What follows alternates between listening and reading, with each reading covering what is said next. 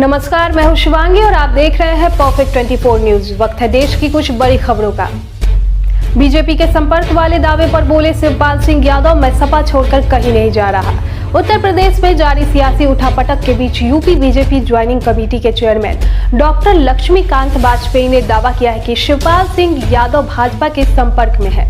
भाजपा के इस सनसनीखेज दावे का खुद शिवपाल सिंह यादव ने खंडन किया है। लक्ष्मीकांत वाजपेयी के दावों पर पलटवार करते हुए अखिलेश यादव के चाचा शिवपाल सिंह यादव ने कहा है कि उनका बयान पूरी तरह से निराधार है और गलत है, वह भाजपा में शामिल नहीं होंगे। उन्होंने कहा कि वह अखिलेश यादव के नेतृत्व वाले समाजवादी पार्टी गठबंधन में ही साथ है। साथ ही उन्होंने अपने समर्थकों से भाजपा सरकार को उखाड़ फेंकने की अपील की। केएल राहुल बने भारत के 26वें वनडे कप्तान। भारतीय क्रिकेट को केएल राहुल के रूप में नया वनडे कप्तान मिल गया है। वे 26वें खिलाड़ी हैं जिन्हें भारतीय वनडे टीम की कप्तानी का मौका मिला है। केएल राहुल दक्षिण अफ्रीका के खिलाफ मौजूदा वनडे सीरीज में भारत की कप्तानी संभाल रहे हैं। यूपीएससी केप 2020 चयनित उम्मीदवारों के अंक upsc.government.in पर जारी।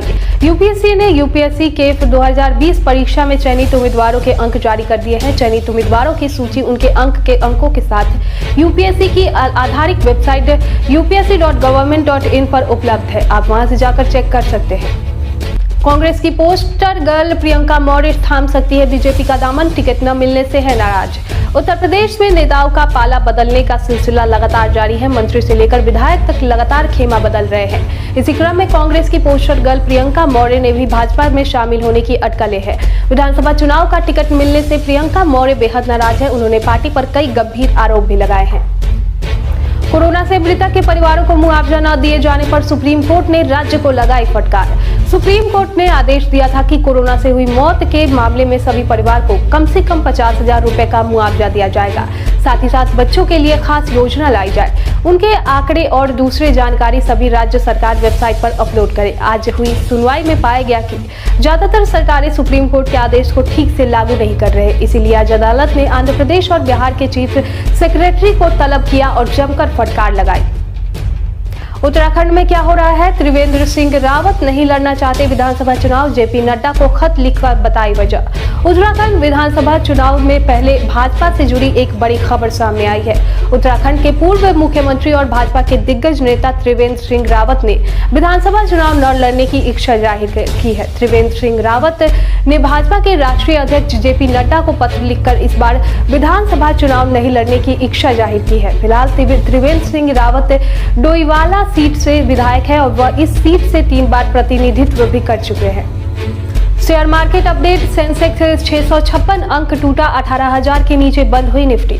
बुधवार को कारोबार में Asian paint, Shree cement, Infosys, Grasim industries और HUL निफ्टी के टॉप लूजर रहे। वहीं ONGC, Tata motors, SBI, coal India और UPL टॉप गेनर रहे।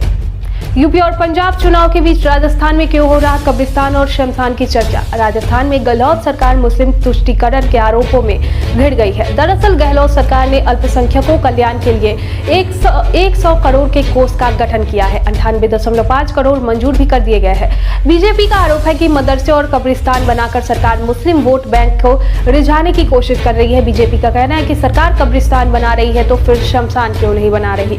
बीजेपी ने गहलोत सरकार पर विकास में भेदभाव का आरोप लगाया है और कहा है कि सरकार कब्रिस्तान बना रही है लेकिन शमशान से परहेज कर रही है, ये हिंदुओं की अपेक्षा है। अपर्णा यादव के बीजेपी ज्वाइन करने पर बोले मनोज तिवारी, मुलायम परिवार में सब कुछ नॉर्मल नहीं। मनोज तिवारी ने कहा कि अगर अपने ही परिवार में न्याय मिल रहा होता तो अपर्णा यादव आज भारतीय जनता पार्टी में शामिल नहीं होती। बीजेपी सांसद ने कहा कि यह इस बात का प्रमाण है कि अखिलेश यादव पूरे प्रदेश में उचित सम्मान और न्याय नहीं दे पा रहे हैं।